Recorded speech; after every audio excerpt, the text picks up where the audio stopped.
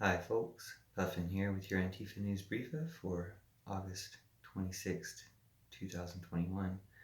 This is again about the ISIS attack and condolences to all those who were killed and all those who are hurt and their families, and condolences to all who are hurt, killed, suffering throughout the American war in Afghanistan, which is still gladly coming to an end. And sadly, with this tragic event today, and hopefully this is the last tragedy of this. My previous Antifa News Briefas were about this subject, and just about emphasizing how the cooperation between the American military and the Taliban, now that they have the common interest of America getting out by the end of the week, as both General McKenzie and President Joe Biden mentioned, this shows they can work together. You can work together with someone you've just been at war with for 20 years up until a few days ago, and then within days you're working together to do something. And so my previous post emphasized, why couldn't we have worked with them 20 years ago? Why couldn't we have, what could we have accomplished if we'd accepted the Taliban were going to be there and worked with them both to remove Al-Qaeda, but also to just help build Afghanistan?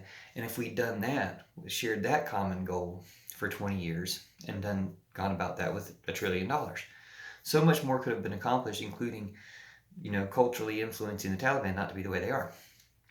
But sounding like that sounds like, wanting to sympathize with the Taliban. And I can hear people saying, well, Puffin, aren't you the guy who says that the Trumpers sympathize with the Taliban? The Trumpers are the ones who are cheering on the Taliban because the Trumpers are Taliban, and Trump is Taliban, and Trump put the Taliban in place. How can you be saying work with the Taliban?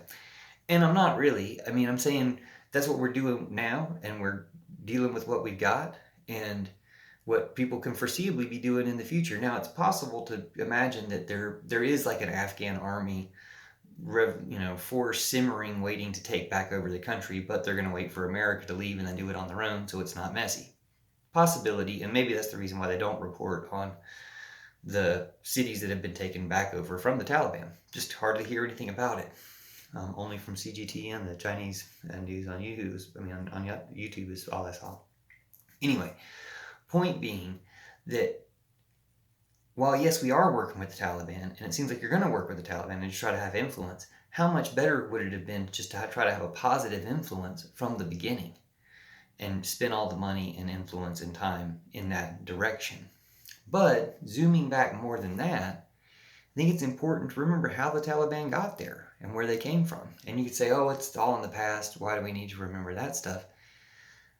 Because it's important to how you could actually solve the problem. Because if what really happened is Ronald Reagan and people in the U.S. President Ronald Reagan and people in his Reagan administration helped fund Osama bin Laden and also corrupted Islam by promoting a violent jihadist, I shouldn't even say jihadist really, because that's not the best word, a violent corruption of Islam that says, go out and do violence.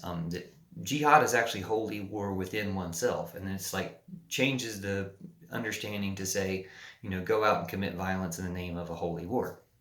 So they put this terrorist version of Islam into the situation and funded it. America did.